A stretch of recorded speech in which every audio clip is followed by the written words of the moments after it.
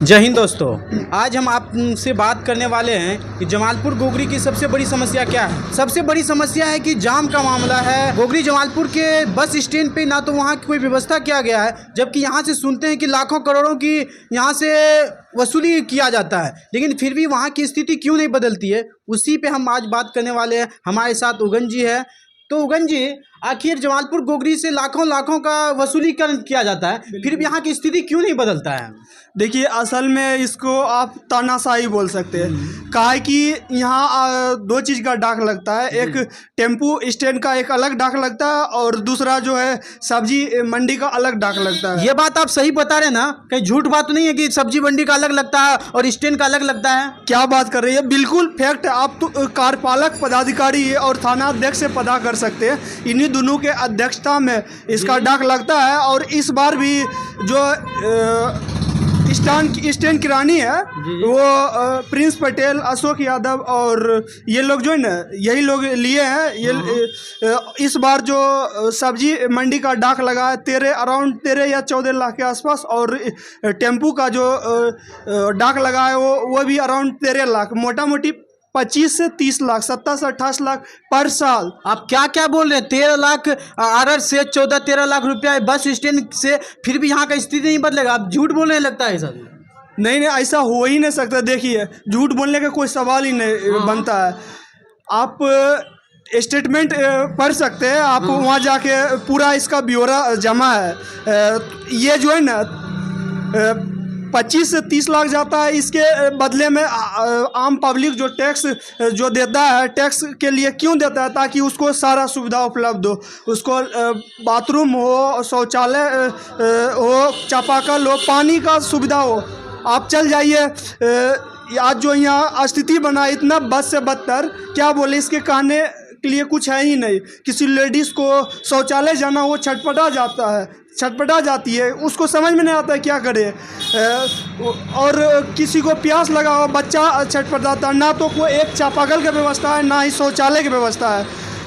जमालपुर गोगरी की क्या स्थिति है ये तो दूसरे लोगों को नहीं पता, ये यहाँ के आम लोगों को पता है। यहाँ कितने भयंकर तरीके का जाम लगता है। बस स्टैंड में ना तो कोई सुविधा दिया गया है, ना तो बाथरूम का, ना तो वहाँ साफ सफाई किया जाता है, लेकिन लाखों लाखों का सुनते हैं। उगन जी कहते हैं कि 13 लाख 14 लाख का मार्केटिंग होता है। मार्केटिंग 13 लाख 14 लाख माना रखता है यार, लेकिन 13 लाख 14 लाख वो मार्केटिंग करने के बाद फिर भी यहाँ का स्थिति नहीं बदलता है। यहाँ के बारे में जानते हैं आप, हर साल, हर 5 साल में यहाँ चुनाव होता है।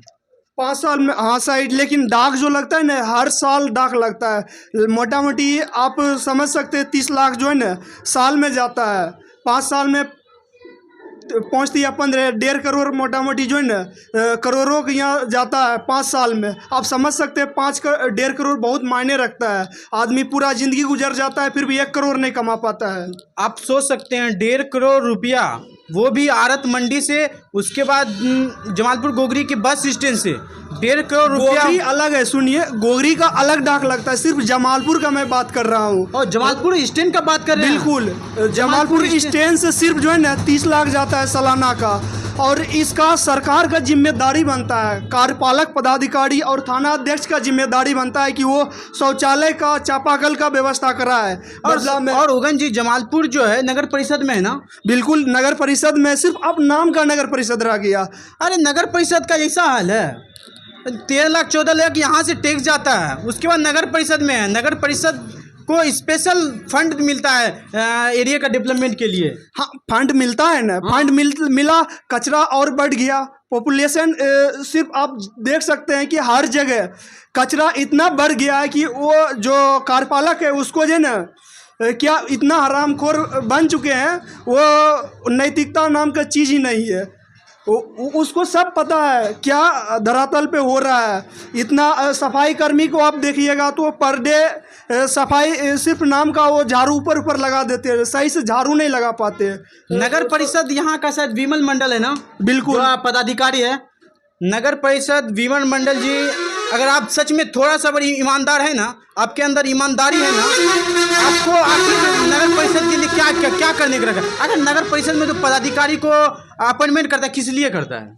ताकि डेवलपमेंट हो, बिल्कुल, वहाँ ताकि का देख रेख करे, वहाँ का पब्लिक के सारे समस्या को सुलझाया जा सुलझाए और सही तरीका से जीवन यापन कर पाए। अगर आम लोग इंसान अपने एरिया के डेवलपमेंट खुद करने लगता तो फिर ये सरकार को, गवर्नमेंट को क्या जरूरत है इन लोगों को 1 लाख 1.5 लाख सैलरी देके अपने एरिया में रखने का? क्या बिल्कुल, अगर देखिए सीधा मेरा सवाल है, कार्यपालक पदाधिकारी और जो स्टैंड किरानी का भी जिम्मेदारी बनता है कि भाई हम आपको देते हैं भाई 25 से 30 लाख सालाना देते हैं, आप जो है ना हमारे लिए उपलब्ध कराइए। जिम्मेदारी स्टैंड किरानी का बनता है ताकि हमारे क्षेत्र में शौचालय दीजिए, कम से कम मिनिमम 2-3 शौचालय जरूरी है, एक बॉयज एक गर्ल्स लेडीज जेंट्स के लिए, और दूसरा 3-4 चापाकल दीजिए। वहाँ स्टैंड का रूल है, वहाँ आपके शौचालय हो, वहाँ ट्यूबवेल हो, वहाँ गाड़ी के लिए एक स्पेशल हवा भरने के लिए वो मशीन होना चाहिए, वहाँ मास्क कर्मी भी चाहिए, ताकि देखिए आप देख सकते हैं घंटों घंटों का डेली जाम लगा रहता है, मास्क परेशान है। मास्क लाइट हो, स्ट्रीट लाइट हो, बहुत जरूरी होता है वो स्टैंड के लिए। ये रूल है, ये जो है ना ऐसा ही नियम कहता है कि आप जो है ना, आखिर हम लोग टैक्स क्यों देते हैं, यही कारण है ताकि हम मेरा काम सही से हो जाए, प्रॉपर तरीका से जीवन यापन हो जाए। आप बताइए, इतना टैक्स जाता है, एक शौचालय 2 शौचालय मुश्किल से 10-20 हज़ार का मामला है भाई, आपको 30 लाख रुपया क्यों देते हैं सालाना? आप 30 हज़ार रुपया खर्चा नहीं कर सकते हैं पब्लिक के लिए? और हाँ, आम लोग, एक जनता अगर 5 रुपया का नमक भी खरीदता है ना, उसमें 2 रुपया टैक्स जाता है सेंट्रल गवर्नमेंट को, स्टेट गवर्नमेंट को। लेकिन फिर भी स्टेट और सेंट्रल के छोटे छोटे नगर परिषद का स्थिति नहीं बदलता है।